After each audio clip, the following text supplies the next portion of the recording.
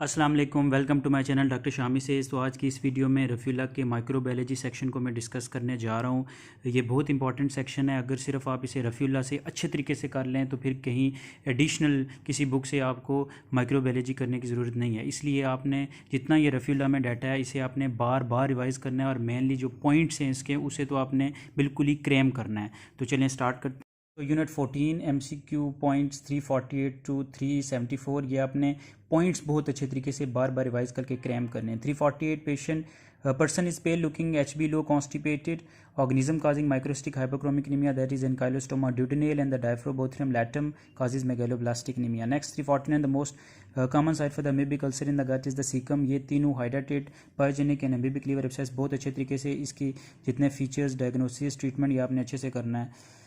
Next 350 the most common organism causing the peritonitis after abdominal surgeries is bacteroides. Next 351 basically इस scenario का ना आपने ये time interval जो फर्स्ट 6 hours 12 48 48 72 ग्रेटर देन 7 ये सारे आपने करेस्पॉन्डिंगली ऑर्गेनिज्म को याद कर लेना है। तो ये बड़ा इंपॉर्टेंट स्टेम है। Group of friends went to eat from a Chinese restaurant and they ordered the fried rice, chicken and the vegetables. After 6 hours presented the vomiting, diarrhea, abdominal cramps. The most likely causative agent is the Bacillus cereus. 352 the child had eaten from restaurant and the bloody diarrhea, petechiae and the facial swelling, peripheral blood smear shows schistocyte. This is the HUS. तो ये भी आपने organism सारे अच्छे से देख लेने ताकि ये स्टेम भी आपकी cover. Next 353 the primary syphilis best specimen for the diagnosis of the genital source. 354 Burkitt's lymphoma and AIDS that is Epstein-Barr virus. This is the most important table. Last exam में इससे 3 से 4 MCQ आए हुए थे। Simply Epstein-Barr virus से 2 से 3 MCQs थे। Different angles से MCQ से like infectious mononucleosis, nasopharyngeal carcinoma, even monospot test. तो ये आपने टेबल सारा बहुत अच्छे तरीके से कर लेना है। इससे काफ़ी MCQ आते हैं। आगे इसके जो करेस्पॉन्डिंग पॉइंट्स हैं ना ये भी आपने देख लेना है ताकि आपकी प्रॉपर अच्छी रिवीजन हो जाए। नेक्स्ट 355 अगेन ये भी लिम्फेडेनोपैथी है, टिपिकल लिम्फोसाइटोसिस है and that is the monospot test link to the Epstein Barr virus. Next 356 the patient known HIV suffering from the headache, photophobia and the signs of the meningeal irritations. On microscopy organism has the halo around it. The organism is the Cryptococcus again. ये भी table जो है ना ये भी आपने अच्छे तरीके से कर लेना है। Next 357 baby born to HIV mother, what test will you perform to confirm? That is the PCR. तो ये आपने देख लेना है कि presumptive test, confirmatory, viral load, neonates में PCR ये सारा आपने देख लेना है। 358 HIV patient surgery done, what agent commonly used to wash floors after surgery? That is 1% hypochlorite. ये सिंपली आप इस तरह रट्टाफाई कर सकते हैं कि फ्लोर सिंगल होता है तो उसमें 1% है और बाकी इंस्ट्रूमेंट ज़्यादा हैं तो वो 2% ग्लूटाराल्डिहाइड लाइक इस तरह करके ना आप इसे क्लेम कर सकते हैं। Next 359 another important stem diagnostic for the typhoid in the second week is blood culture and the Vidal test. That is basically first, second, third, fourth week ये BASU pneumonic ये आप याद कर लें। 360 death due to clostridium botulinum the paralysis of the respiratory muscle ये सारा table आपने अच्छे तरीके से कर लेना है ताकि ये स्टेम भी कवर हो जाए। Next 361 the 90% of the anthrax patient have which of the following findings? That is the skin lesion.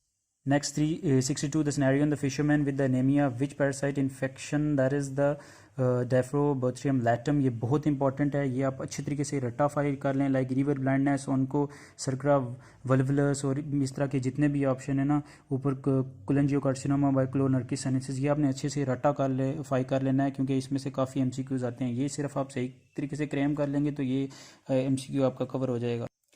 Next 360 the pregnant woman presenting with the German measles at the 6th week of pregnancy. Which of the following is her child most likely to develop the congenital cataract? Next 364 baby with the Hutchinson's teeth, 8th canal palsy, interstitial keratitis, that is the congenital syphilis. Again ये table भी आपने claim कर लेना है ताकि कोई MCQ यहाँ से miss.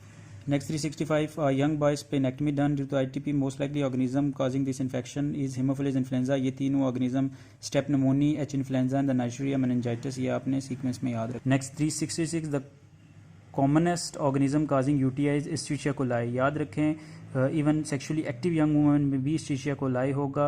Most common Escherichia coli होता है। बाकी भी जितने ऑर्गेनिज्म है ना ये आपको इनके नाम आने चाहिए ताकि अगर Escherichia coli नहीं है तो फिर आप सेकंड बेस्ट ऑप्शन पिक कर सकें। Next 367 the Corynebacterium diphtheriae produces exotoxin. तो ये टेबल भी बड़ा इंपॉर्टेंट है। इसमें Corynebacterium diphtheriae, Staph aureus, Streptococcus pyogenes ये मेनली आपने अच्छे से कवर करना है क्योंकि इसमें स्टेप पायोजेनिस का एक्सोटॉक्सिन ए काजी स्कारलेट फीवर, आगे स्टेप्टोलाइसिन ए रोमैटिक फीवर और toxic shock syndrome, staph aureus से लिंक फूड पॉइजनिंग के ये MCQs आ रहे होते हैं, तो ये आपने टेबल ना अच्छे से क्रैम कर लेना है.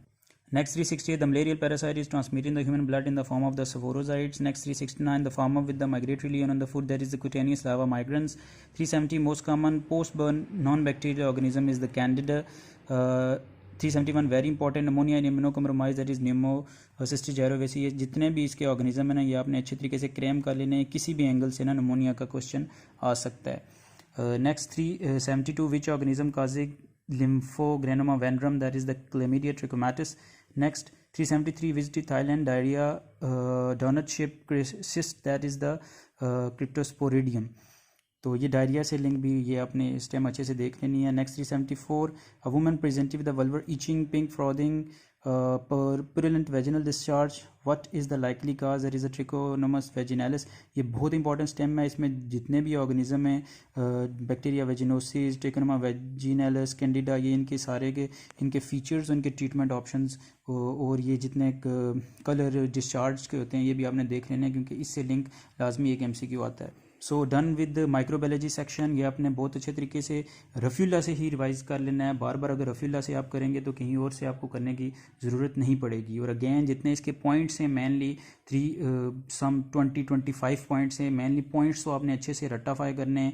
ये वीडियोज़ देख के भी आप बार बार रिवाइज़ कर सकते हैं. वैसे भी आप बार बार इनको रिवाइज़ करें ताकि माइक्रोबायोलॉजी सेक्शन अच्छे से कवर हो जाए. So thanks for watching my video. Do subscribe my channel. Until my next video. अल्लाह हाफिज़.